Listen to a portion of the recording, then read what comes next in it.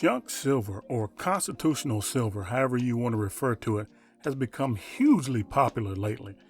And since there's a lot of new stackers, I'm going to show you guys how to calculate the silver weight of your junk silver, how to determine the value of your junk silver, and then we'll talk to a coin store owner to see how he buys and sells constitutional silver and how he determines the price.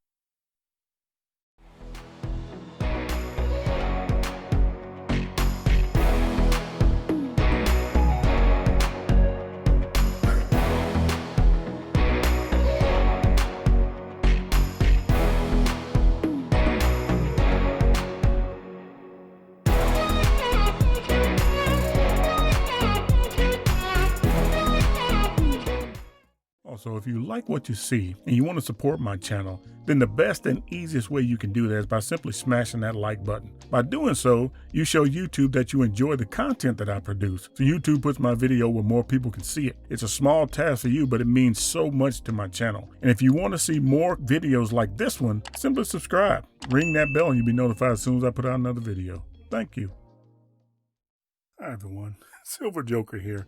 Okay, so if you've bought any constitutional silver lately, you know that the term junk silver really no longer applies. It has actually moved into the premium silver category. And if you're thinking about buying any junk silver or constitutional silver, or if you're trying to sell some of your constitutional silver, I think there's a few things that you need to know. I'm sure you heard the term face value being used when we're talking about buying or selling constitutional silver. So what is face value? Any combination of 90% silver US coins that total $1 in value is referred to as face value. As you can see here, it can be 10 dimes, 4 quarters, 2 halves, or a combination of any of these coins.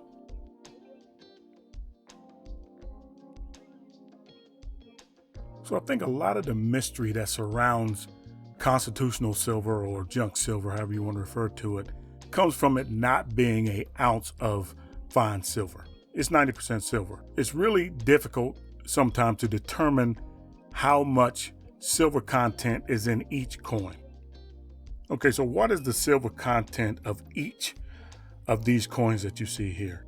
Okay, now look, this is a bit controversial because there are people who believe that the loss of silver weight due to wear and tear of being used, they were in pockets, they were rubbed against each other. I mean, you're talking about some of these coins are over 100 years old. And so there is some silver loss. So a lot of people believe that the silver loss should be taken into consideration when you're trying to determine the value of your coin based on weight, the silver weight. But the majority of the sellers that I dealt with, they simply buy it by face value. There's sort of a standard that is used when you're going by weight, but the majority of people, like I said, really go by face value. All right, so I'm going to go through these coins one at a time and give you the approximate weight of your 90% coins. And we'll start with the dimes. Okay, so 90% dimes have an approximate silver weight of 0.0715 ounces or 2.22 grams. Then your 90% quarters have an approximate silver weight of 0.17875 ounces or 5.55 grams. And your 90% halves, that's your Walking Liberties, your Franklin halves, and your Kennedy halves, have approximate weight of 0.3575 ounces or 11.4 grams. And any combination of these, and this is where the standard comes in, and here you can see I've done some of the math here, and you'll see that of these coins that total $1 face is going to be 0.715 ounces.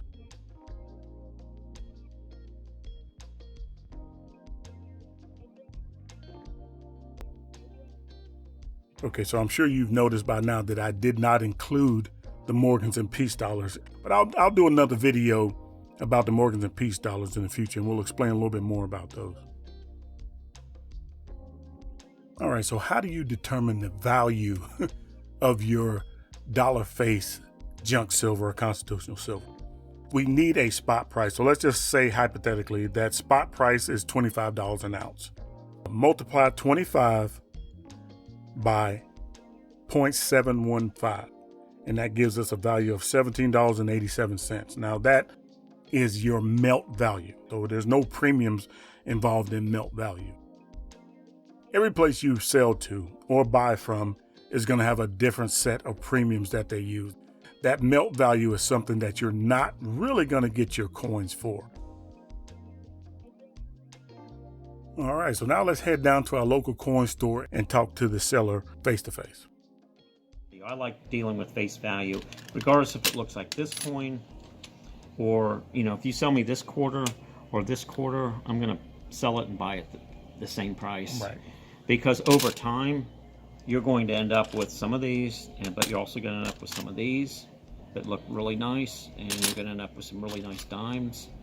And then you're going to have some more, some other dimes that have wear on them.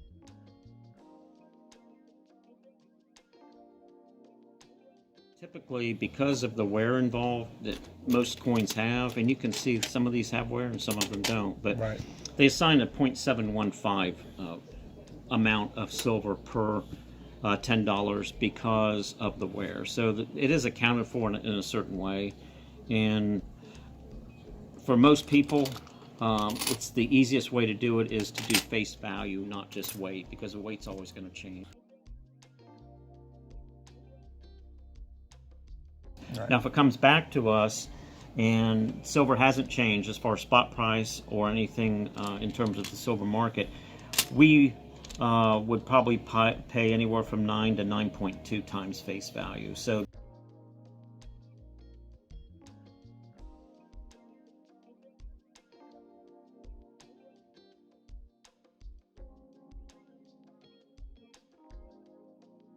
there's a little bit buyback in terms of what we're buying it for versus what we're selling it for, but it's not a big spread, and that goes with our normal bullion anyway.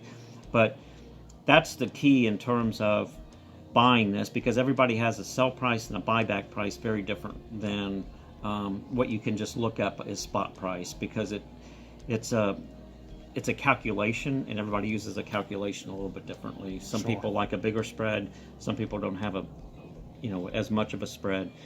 So when you buy this, you could also ask what you're buying it back at, so you can have a better feel for maybe what premium you're spending to get this into your stacks. That makes a lot of sense.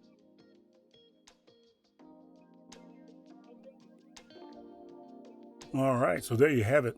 People are really interested in constitutional silver lately, and so it's there for you to get if you can find it, but premiums are going up. So tell me what you think. I hope this video was informative for you who want to start getting into constitutional silver, or if you got questions about constitutional silver. I hope this helped you out a little bit, but let me know in the comments.